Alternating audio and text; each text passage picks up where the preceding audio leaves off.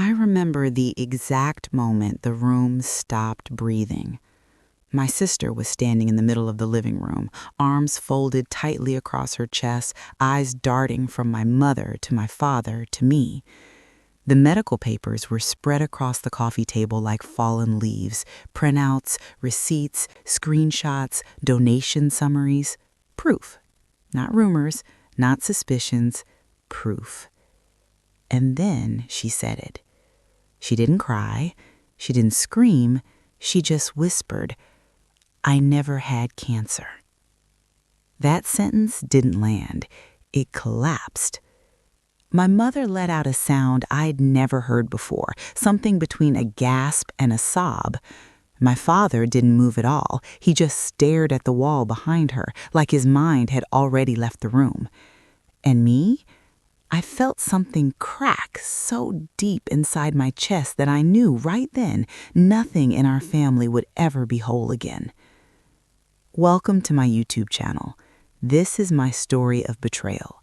And if you've ever trusted the wrong person, hit that subscribe button because you are not alone. Here is how it happened. I didn't want to tell this story, not at first. For months, I convinced myself that silence was kinder, that protecting my family's privacy mattered more than my need to scream the truth into the void. But then something strange happened. I was reading comments on my YouTube videos the other day, and I realized I wasn't the only one who had been betrayed by someone they loved. Story after story, different faces, different families, same wound. Trust shattered not by strangers, but by the people we defend with our lives. So this is me finally telling it. This is the story of how my sister faked cancer and how all of us helped her do it. When my sister first told us she was sick, it was an ordinary Tuesday. Nothing dramatic, no ambulance, no tears, just a quiet announcement over dinner. "I went to the doctor today," she said, pushing food around her plate. "They found something." The room went still. She explained it slowly, carefully. A tumor, tests still ongoing, more appointments coming. She said the word cancer like it was too heavy to say out loud, like if she spoke it too clearly, it would become more real. My mother reached for her hand instantly. My father started asking practical questions, insurance, specialists, next steps. And me? I did what I've always done. I believed her. Why wouldn't I? She was my little sister. The dramatic one, sure, but also sensitive, emotional, the kind of person who cried at sad commercials and got attached to stray animals. Faking something like that? It never crossed my mind. Not even once. The weeks that followed blurred together. Hospital visits, at least that's what she told us, blood tests, scans, a specialist in another city. She came home exhausted, pale, quieter than usual. She shaved her head early, before any hair supposedly fell out, saying she wanted control over something. We admired her strength. My parents dipped into savings. I covered extra bills. Friends dropped off meals. Neighbors whispered prayers. And then someone suggested it. A fundraiser. "She shouldn't have to worry about money while she's fighting for her life," my aunt said. Everyone nodded. It felt right, necessary, loving. Within days, a page went up online. Her photo, her story, her smiling face framed with words like brave, fighter, warrior. The donations came fast, too fast. At first, it was small amounts, $20, $50, messages from strangers who'd lost someone, survivors offering advice, mothers telling her they were praying for her at night. Then the bigger numbers started rolling in. Hundreds, thousands.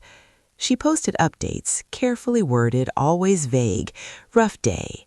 Hard news today. Trying to stay strong." Each post pulled more sympathy, more shares, more money. And we stood behind her, defended her, thanked people on her behalf. I shared the link everywhere. That part still makes my stomach twist. But here's the thing no one tells you about lies like this. They don't feel like lies at first. They feel like survival. Our family wasn't doing great financially. Rent was late more than once, medical debt from years before still hung over us like a cloud, and suddenly we could breathe. Bills were paid, groceries filled the fridge, the stress in my parents' faces softened. Cancer didn't just give my sister attention, it gave us relief. And that's what makes this next part so hard to admit. A part of me didn't want to ask questions. The first crack in the story was tiny, almost laughable. I was sitting with my sister one evening, scrolling through her phone while she showered. A notification popped up from the fundraiser account, another donation. Beneath it was a bank alert, a purchase. Not medical, not pharmacy, not hospital related. Luxury. I didn't sleep that night. Not because I was tired, because my brain wouldn't stop screaming questions my heart wasn't ready to answer. Every time I closed my eyes, I saw that empty search result page again. No doctor, no clinic, no trace. By morning, I'd convinced myself of two things at the same time, two things that couldn't both be true. One, my sister wouldn't do something like this. Two, something was very, very wrong. I chose denial. It felt safer. The next few weeks were a performance, a careful one. I didn't accuse her. I didn't interrogate her. I watched. I watched how she talked about her illness, always emotional, never specific. I watched how she dodged questions with practiced exhaustion. I watched how donations came in and how quickly they disappeared. New phone, designer bag, cash withdrawals that made no sense.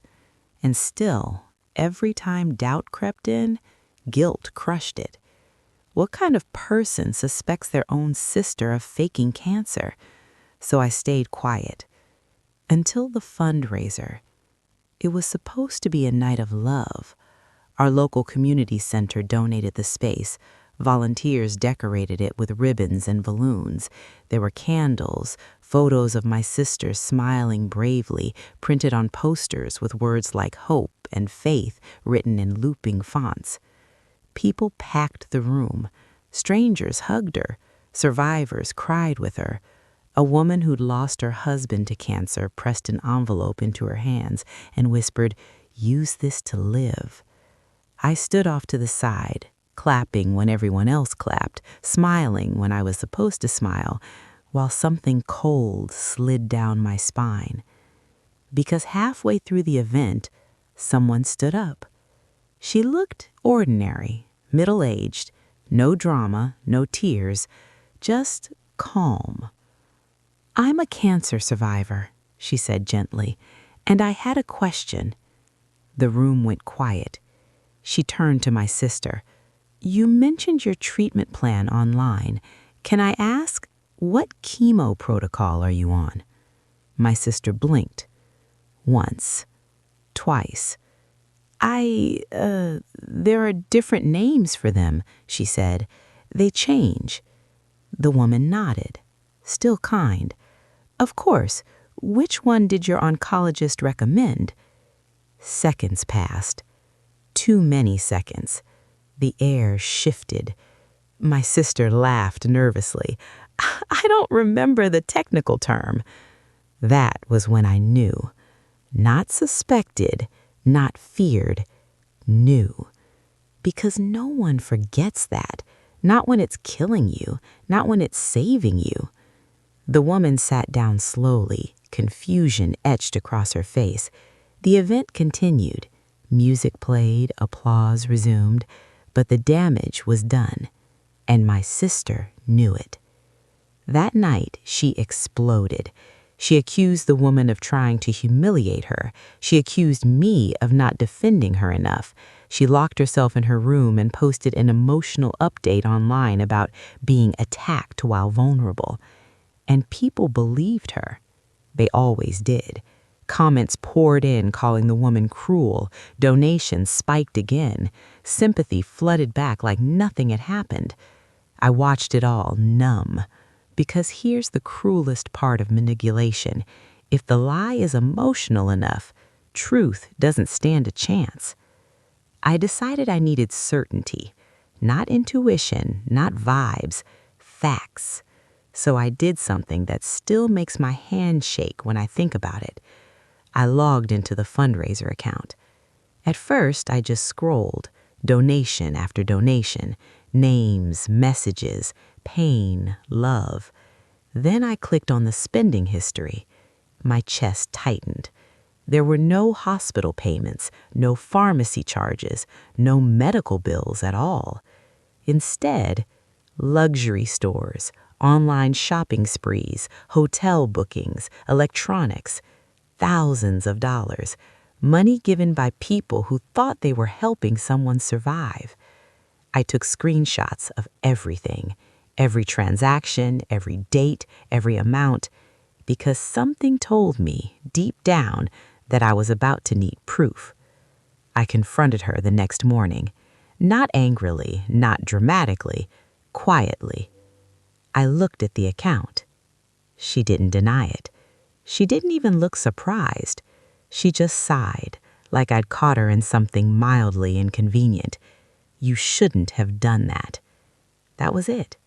Not I'm sorry, not it's not what it looks like, just blame. I asked her where the medical bills were. She shrugged. I paid some in cash. I asked her for the doctor's contact information. She snapped. Why are you interrogating me? And then she said the sentence that still echoes in my head. You're supposed to be on my side. I wanted to scream. Instead, I did the hardest thing I've ever done. I went to our parents. I laid everything out. The missing doctor, the spending, the fundraiser receipts, the moment at the event. I expected shock, horror, maybe even relief that someone else saw it too. What I got instead was rejection. My mother cried and said I was being cruel. My father said stress makes people paranoid. They told me I was overthinking and hurting someone who was already suffering. They chose her, not because they were evil, but because believing me meant accepting something unbearable. That their daughter wasn't sick. She was lying. From that moment on, the house split in two. Whispers stopped when I entered rooms. Conversations happened without me. My sister avoided me completely, except online, where she posted vague messages about being betrayed from within. And people turned on me. Friends unfollowed, relatives sent messages asking how I could be so heartless. Strangers who didn't even know me left comments calling me disgusting. All because I told the truth, or tried to. Then one afternoon, while everyone was out, I found something that changed everything. Hidden, carefully tucked away, something she never meant anyone to see. And when I opened it, my hand started shaking so badly I almost dropped it. Because this wasn't just lying anymore. This was something darker, something calculated. And once I saw it, there was no going back.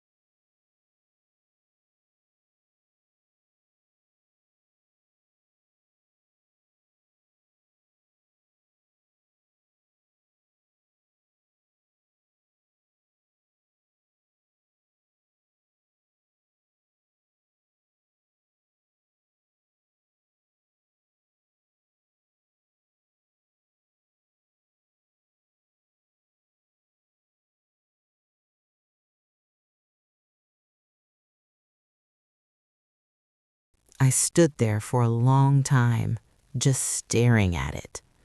The folder was wedged behind a loose board in her closet, one of those places people choose when they don't expect anyone to ever go looking. It wasn't labeled, no lock, just a plain, boring folder that looked harmless. It wasn't.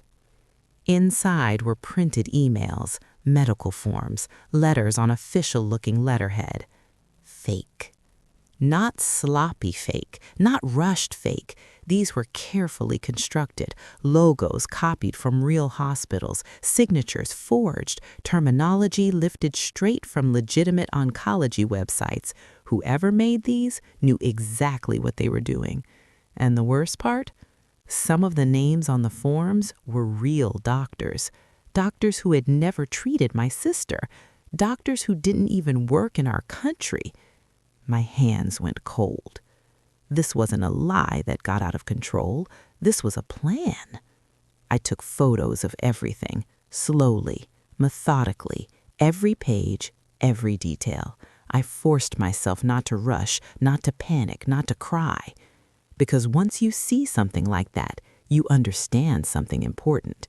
If I messed this up, she would destroy the evidence, and then she would destroy me.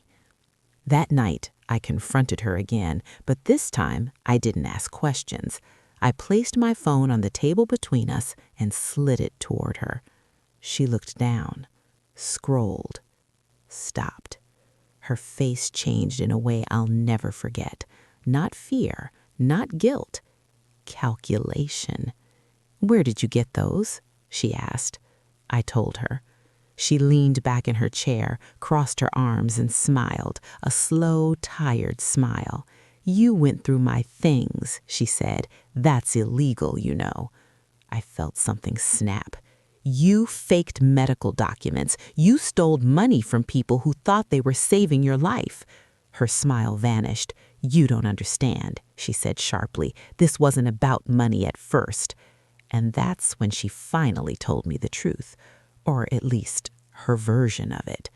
She said it started with loneliness, with feeling invisible, with watching everyone else in the family get attention for their problems while hers were brushed aside.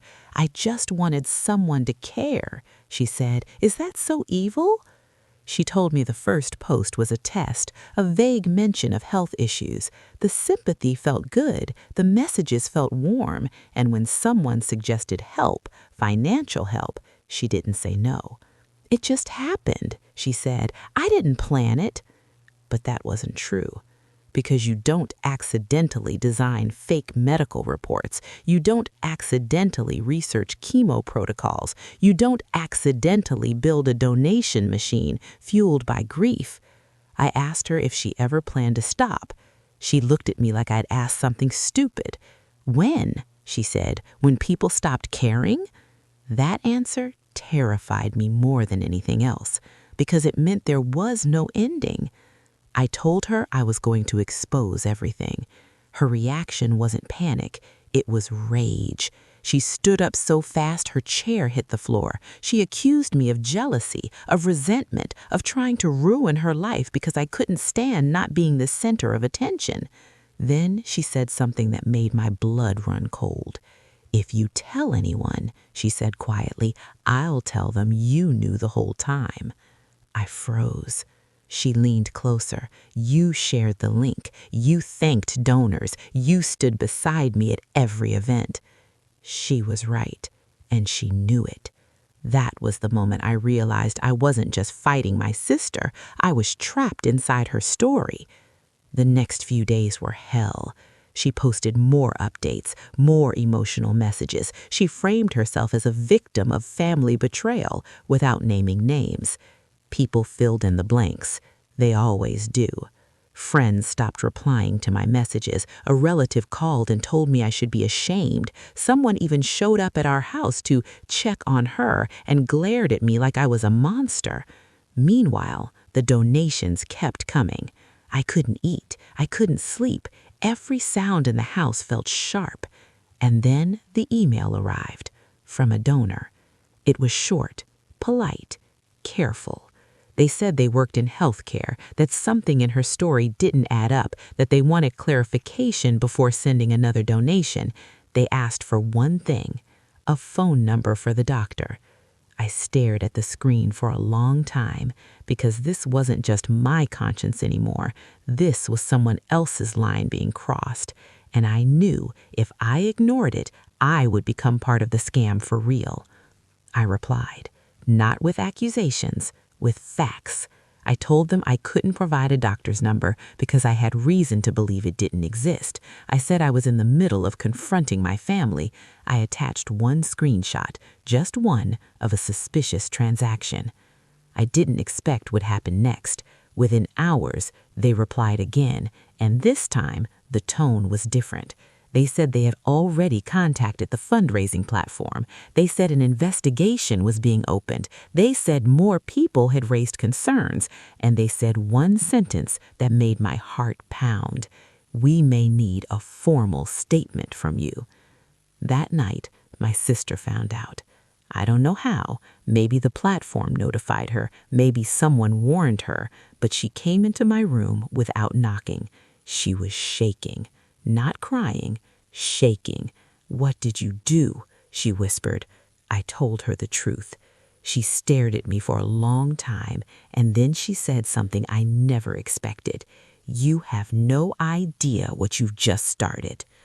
The next morning, the fundraiser page was gone, deleted, vanished, and my parents were waiting for me in the living room with my sister, and a look on their faces that told me they finally knew. But the confrontation that followed, it was nothing like I imagined.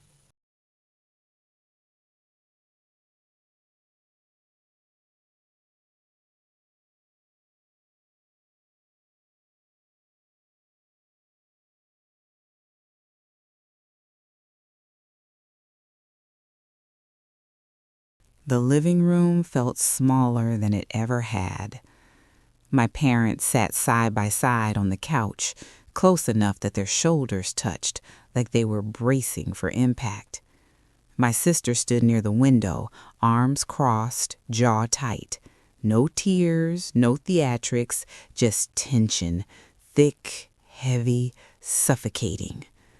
The deleted fundraiser page glowed on my phone like a ghost. My father spoke first. His voice was calm, too calm, which scared me more than if he'd been yelling. "The page is gone," he said. "The platform contacted us." My mother wouldn't look at me. Her hands were clenched together in her lap, knuckles white.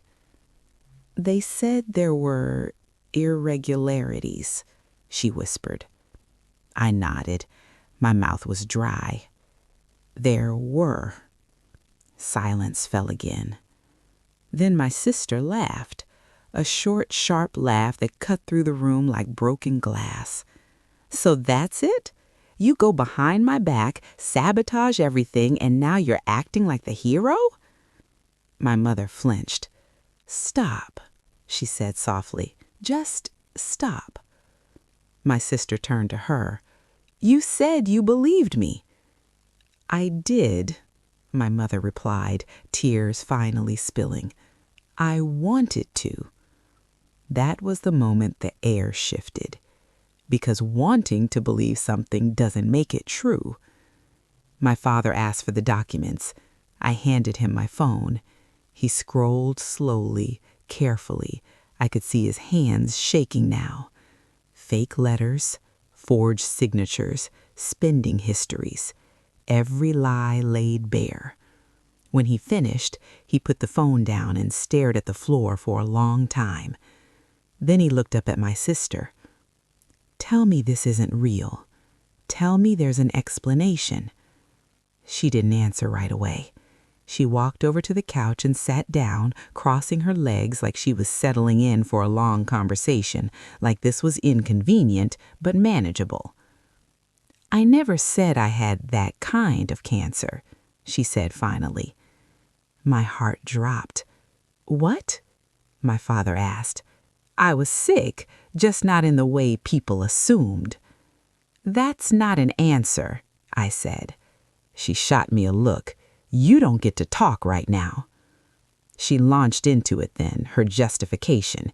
She said the stress made her ill, that anxiety counts as sickness, that emotional pain is real pain, that people donate to mental health causes all the time. She said she never forced anyone to give money. She said the world is unfair and she just took what it was willing to offer. My mother sobbed openly now. "So the scans, the chemo?" she asked. My sister shrugged. "People hear what they want to hear." That sentence broke something in my father. He stood up abruptly. "People buried loved ones," he said. "They sent you money because they thought you were dying." She didn't deny it. She just said, "I didn't ask them to project." I wanted to scream. Instead, I said something quieter and much more dangerous. "There's an investigation." She turned to me slowly. "What kind of investigation?" "The platform, possibly more." For the first time, fear flickered across her face. "Why would you do that?" she hissed. "Do you know what this could do to me?" "Yes," I said. "That's why I did it." The next hours blurred into chaos. Phone calls, emails, relatives finding out, whispers spreading faster than facts ever do. Some people believed us immediately. Others didn't. A few accused us of turning on her when she needed us most. And my sister? She vanished into her room and locked the door. That night, my parents didn't sleep. Neither did I. Around 2 a.m., my mother knocked on my bed and sat on the edge of my bed. She looked smaller somehow, older. "Why didn't I see it?" she asked. "I'm her mother." I didn't know what to say, because the truth is, manipulation works best on people you love. The next day, the consequences started arriving. Emails from donors asking questions, a message from a woman who said she'd skipped her own treatment to donate, another from a man who said his daughter died of cancer last year and he felt used. I read every message. I felt every word. My sister read none of them. By the third day, authorities got involved. Nothing dramatic, no handcuffs, no sirens, but official, real. They wanted statements, documents, timelines. And suddenly, my sister's story wasn't just emotional anymore, it was criminal. That's when she did something I will never forgive. She blamed me. She told them I'd helped plan it, that I'd managed the account, that I'd encouraged her to keep going.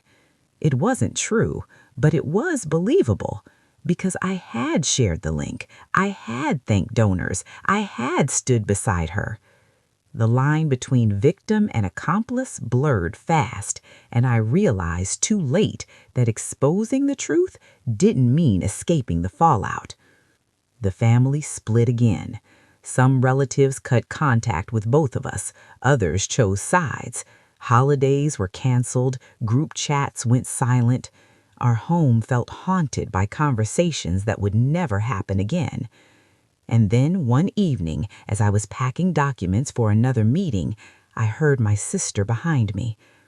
"I never thought you'd do this," she said quietly. I turned. She was crying now, real tears, messy, uncontrolled. "They loved me. For the first time, they really loved me." And for a brief, terrifying second, I almost felt sorry for her. Because that's how deep the manipulation went, even at the end. Even when everything was falling apart, she still knew exactly which strings to pull. And the worst part? The final confrontation, the one that would decide everything, hadn't even happened yet. The house stopped feeling like a home after that. It became a waiting room. Every sound, emails chiming, phones buzzing, footsteps in the hallway, felt like a warning that something worse was coming. And it was. Slowly. Relentlessly. The investigation moved faster than any of us expected. The fundraising platform froze all connected accounts. Banks requested explanations. People wanted refunds, apologies, answers we didn't have. And my sister? She shifted into survival mode. Not accountability, not remorse, survival. She stopped talking to me entirely. Instead, she spoke about me to relatives, to friends, to anyone who would listen. She painted herself as cornered, misunderstood, betrayed by the one person who was supposed to protect her. She knew how fragile I was, she told them. She pushed me. She turned everyone against me. And the terrifying thing? Some people believed her. Because lies don't disappear when exposed, they mutate. One afternoon, a distant cousin called me in tears. "She says you pressured her to keep the fundraiser going," they said, "that you handled the money." I felt sick.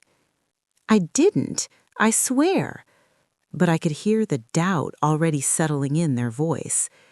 That's when I understood the real danger. This wasn't just about money or fake documents anymore. This was about rewriting reality. The authorities requested a full timeline. Every post, every transaction, every message. I spent hours compiling evidence, screenshots, emails, metadata, trying to prove what shouldn't have needed proving, that I wasn't the architect of the lie, that I was just another casualty of it. But when your name appears next to the truth for too long, it starts to look like intention. My parents were caught in the middle. My father stopped speaking to my sister unless necessary. My mother still brought her food, still checked on her, still cried behind closed doors. "She's my daughter," she said once, exhausted. "I don't know how to stop loving her." I didn't ask her to, but I needed her to see reality, and that nearly destroyed her. One evening, everything came to a head. We were all called into the living room again, this time with paperwork spread across the table, official letters, refund notices, legal warnings. My father read aloud one line, his voice cracking. "Intent to deceive for financial gain." My sister snapped. "They're exaggerating. This happens all the time." My father slammed his hand on the table. "No," he said, "it doesn't." She flinched, but only for a moment. Then she turned to me. "You did this," she said. "If you hadn't gone digging, if you hadn't lied," I interrupted, my voice shaking, "none of this would exist." The room went silent. My mother covered her mouth. My sister stared at me, eyes blazing. And then she said the one thing she knew would hurt the most. "You've always hated that people loved me more." That was the moment something inside me finally burned out. Not exploded, burned out. "I loved you," I said quietly. "Enough to believe you when I shouldn't have. Enough to protect you when you didn't deserve it." She scoffed. "You're enjoying this." I shook my head. "No, I'm surviving it." The next day, the refunds began. Thousands of dollars sent back, what was left of it anyway. Some donors declined refunds. Others demanded more than they'd given, furious and heartbroken. Messages poured in. Some thanked me for exposing the truth. Others told me I ruined a family for attention. Both hurt. Then came the email that changed everything. It was from a man whose wife had died of cancer the year before. He didn't yell. He didn't threaten. He just wrote, "I believed her because I needed to believe someone survived. Please tell me, did she ever feel bad?" I stared at the screen for a long time. I didn't know how to answer, because the truth was, I wasn't sure. That night, I confronted my sister one last time before the final decision meetings. I asked her a single question. I said, "If you could go back, would you stop?" She didn't answer right away. She looked tired, older, smaller. Then she said, "I would do it differently." Not, "I'm sorry." Not, "I would stop." Differently. That was my answer. The next morning, my parents made a choice. Not a clean one, not a heroic one, a human one. They decided not to protect her anymore. They would cooperate fully, tell the truth, whatever that cost. My mother cried as she said it. My sister didn't. She just stared at the wall like she'd already left the room.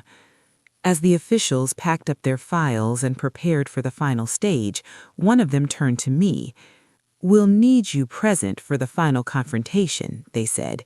"There are still inconsistencies." I nodded. My stomach dropped. The building where the final meeting was held didn't look dramatic. No flashing lights, no cold interrogation rooms like in movies. Just a neutral conference space with beige walls, a long table, and a box of tissues placed deliberately in the center, like someone expected tears and wanted to appear prepared for them. My sister arrived late. That alone told me everything. She walked in, calm, composed, dressed carefully, hair done, makeup perfect, posture straight. If you didn't know the story, you might have thought she was the professional in the room. The rest of us looked wrecked. The investigator began gently. Names, dates, basic confirmations. My sister answered smoothly, confidently, almost bored. Yes, she created the fundraiser. Yes, she wrote the updates. Yes, people donated willingly. Then came the documents, the fake medical reports. The investigator slid copies across the table. "Can you explain these?" My sister barely glanced at them. "I downloaded templates," she said. "I needed something to show my parents so they wouldn't worry." My mother let out a broken sound. "You let me pray over those papers," she whispered. My sister didn't look at her. Then the investigator asked the question I'd been dreading. "Who helped you?" The room held its breath. My sister finally turned toward me. Slowly, deliberately. "She did," she said, pointing. I felt my pulse slam in my ears. "She knew the story wasn't accurate. She helped manage the page. She encouraged me when I felt like quitting." It was a lie, a clean one, a dangerous one, and it landed hard. I spoke up immediately. "That's not true." The investigator raised a hand. "We'll hear from you shortly." My sister leaned back, satisfied. She'd done this before, controlled the narrative, shifted the focus, reframed herself as a victim with accomplices. Only this time, it wasn't family dinner. It was on record. When it was my turn, my voice shook, but I didn't stop. I told them everything. The doubts, the discovery, the screenshots, the moment I contacted the donor, the threats she'd made when I said I'd expose the truth. I handed over my phone. Every message, every timestamp, every receipt. The investigator studied them quietly. My sister's confidence wavered, just for a second. Then came the moment I'll never forget. The investigator asked my sister to step outside, just her. The door closed behind them, and the room collapsed. My mother sobbed openly now, hands covering her face. My father stared at the table like it might split open. "I raised her," my mother said. "I raised her." No one answered, because no one knew how to respond to a grief like that. When my sister came back in, something had changed. Her shoulders were tense, her jaw tight. The investigator spoke carefully. "There are inconsistencies in your statements, and there is evidence that contradicts your claim that your sibling was involved in planning this." My sister's eyes flicked to me, sharp, calculating. And then she did something reckless. She snapped. "You want the truth?" she said loudly. "Fine." She stood up. "I lied because it worked, because people only care when you're dying, because being invisible hurts more than being hated." The investigator remained calm. "That doesn't explain the forged documents." My sister laughed bitterly. "You want to know something? I got better reactions faking cancer than I ever did being honest." The room went silent. Even she seemed surprised by what she'd admitted. My mother stood up suddenly. "Stop! Please, just stop!" My sister turned to her. "You loved me when I was sick. You listened then." That was when my father finally spoke, and his voice broke my heart. "I loved you before. I just didn't know you needed an audience." My sister froze. For the first time, her mask cracked. The meeting ended with next steps, consequences outlined calmly, clinically, potential charges, mandatory restitution, possible public disclosure. No shouting, no drama, just reality. And reality was unforgiving. Outside, the air felt colder. My sister walked ahead of us, silent now, smaller than she'd ever looked. At the car, she turned to me one last time. "You could have stopped this." I met her eyes. "I did." She laughed softly. "Then why does it feel like you won?" I didn't answer, because this wasn't winning. This was loss. That night, my parents told her she couldn't stay anymore. Not out of cruelty, out of necessity. She packed quietly. No tears, no goodbye. When she reached the door, my mother asked, "Do you feel anything at all?" She paused. "I feel empty, but I felt that way before." And then she left. The house was unbearably quiet after that. No more updates, no more lies, just the echo of what had been done. But the story wasn't over, because in a few days the truth would become public, and when it did, everything would explode.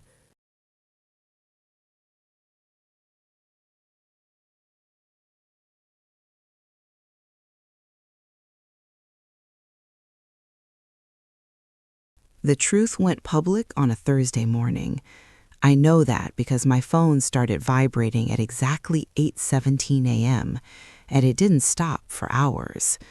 Messages, calls, notifications stacked on top of each other until the screen looked unreal, like someone else's life had spilled into my hands. The fundraising platform released a public statement, careful wording, neutral tone, but the meaning was unmistakable. The illness was fabricated, funds were misused, an investigation was underway. No names at first, but it didn't take long. By noon, her name was everywhere. Local news sites, community groups, comment threads that spiraled into chaos.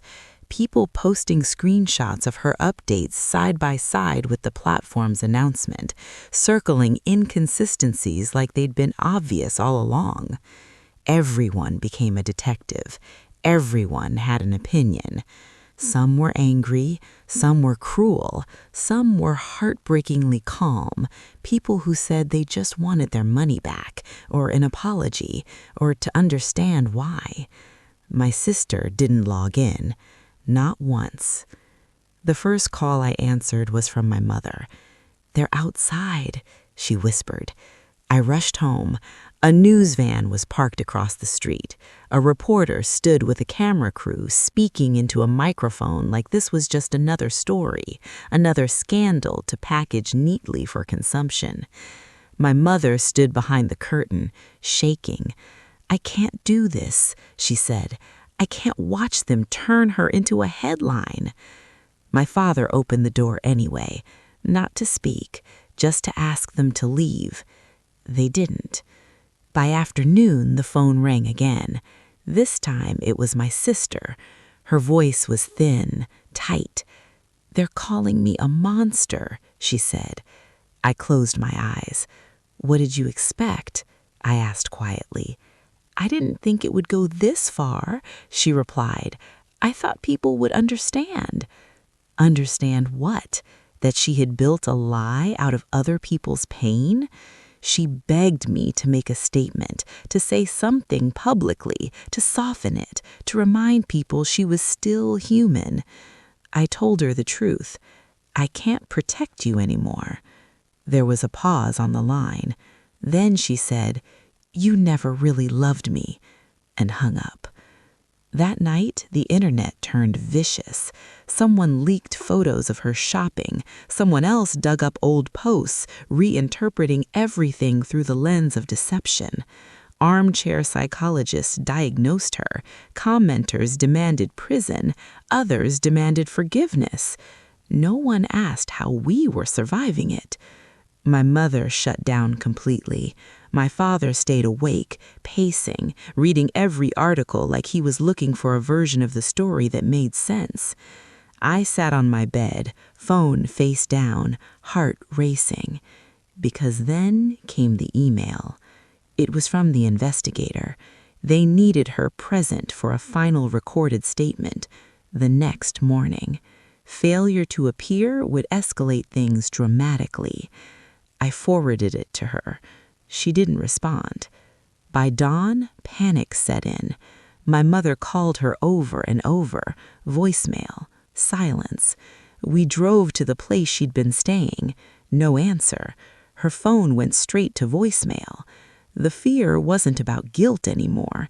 It was about control. When manipulators lose control, they do unpredictable things. We found her just in time. Sitting alone in a small cafe near the station, hoodie pulled low, eyes red but dry. She looked up when we walked in and gave a hollow smile. Guess I'm famous, she said. My mother broke down right there, dropping into the chair across from her. Please, she begged, just tell the truth, just once. My sister stared at her coffee. I don't know how, she said. At the recording, the tension was unbearable. Cameras rolling, microphones clipped, silence stretched thin between questions. This time, she didn't try to charm them. She didn't blame me. She didn't cry. She admitted it. Not dramatically, not fully remorseful, but clearly enough that there was no room left to twist the narrative. She described the first post, the first donation, the moment she realized how powerful sympathy could be. When they asked why she continued even when it spiraled, she answered honestly, because stopping meant disappearing. That line made the room go still. Then came the hardest question. Do you understand the harm you caused? She hesitated, and for a second, just a second, I thought she might finally say yes. Instead, she said, I know people are upset. That was it. No acknowledgement of grief, of loss, of betrayal, just upset. The investigator ended the session shortly after. There was nothing more to extract. Outside, reporters waited. This time, my sister didn't hide. She stepped forward. Cameras clicked. Someone shouted, Do you regret it? She paused, and then she said something that would replay everywhere by nightfall. I regret being caught. Gasps, murmurs, outrage. My mother cried out. My father turned away, and I felt something inside me finally completely let go. That clip went viral, millions of views by evening. People stopped debating whether it was fake. They started debating whether she was evil. And that's when I realized something terrifying. The internet doesn't want truth. It wants blood. By midnight, the family group chat dissolved. Relatives left, messages unsent, silence replacing chaos. My sister texted me one last time. You took everything from me. I stared at the screen. Then I typed back the only honest thing left. You did. She never replied. The next day, consequences began officially. Accounts seized, formal charges prepared, public apologies requested, though none would ever be enough. My parents aged 10 years in 24 hours. I watched them grieve a daughter who was still alive, and I understood finally that exposure isn't the end of a lie. It's the beginning of a different kind of pain. But the real aftermath, the part no one sees online, was still ahead. The quiet, the rebuilding, the question that haunts you when the cameras leave. Can a family survive the truth when love itself was used as a weapon? When the noise finally stopped, it felt unnatural. No notifications, no reporters, no strangers dissecting our lives for entertainment. Just quiet. The kind of quiet that doesn't bring peace, only echoes. In the weeks that followed, our family learned a truth no one prepares you for. The aftermath of betrayal is lonelier than the betrayal itself. There were no crowds anymore, no villains to point at, no comment section to hide behind, just us and the damage. My parents moved differently now. My father spoke less. He used to fill rooms with opinions, stories, advice. Now he filled time with silence, with slow walks, with staring out windows like he was trying to remember when things last felt simple. My mother cleaned constantly, drawers that didn't need organizing, counters already spotless. It was her way of controlling something, anything, after losing control of the one thing she never imagined slipping through her hands, their daughter. People assume closure comes when the truth is revealed. It doesn't. Closure doesn't arrive with headlines or apologies or consequences. It comes quietly, in moments no one else sees, when you accept that some questions will never be answered in a way that satisfies your heart. Like this one.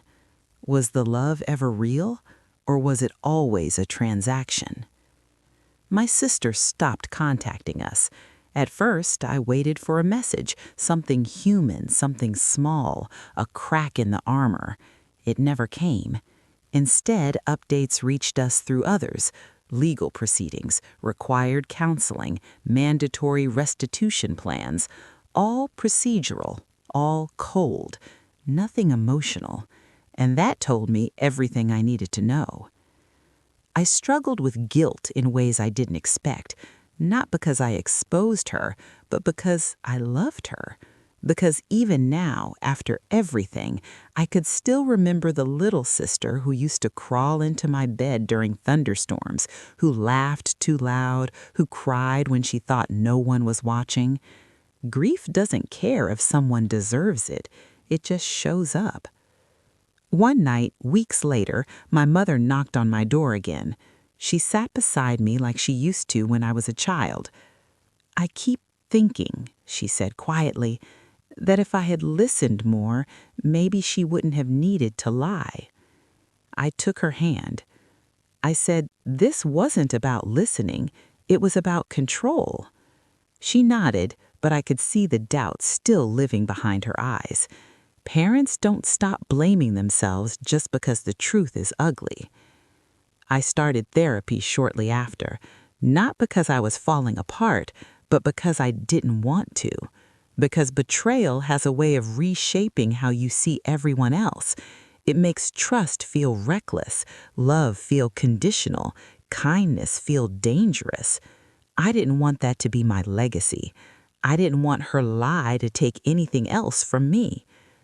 Over time, messages trickled in, from donors, from strangers, from people who said, "This happened to my family too." Some thanked me for speaking up.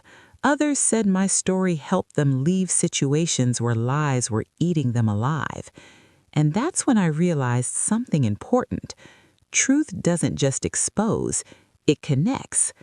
I stopped asking myself whether I did the right thing, because the right thing isn't always kind, and kindness isn't always honest. What matters is this. I stopped a lie from growing larger than it already was. I stopped myself from becoming someone I wouldn't recognize. As for my sister, I don't know who she is now, and that might be the hardest truth of all. Not that she lied, but that I never really knew her to begin with. If there's a moral to this story, if there has to be one, it's not about money or scams or even cancer. It's about attention, about how dangerous it becomes when validation replaces identity, when being seen matters more than being real, when love is measured by sympathy instead of truth. To anyone listening who's ever doubted themselves because someone you loved twisted reality around you, hear this clearly. You are not cruel for choosing truth. You are not disloyal for refusing to lie.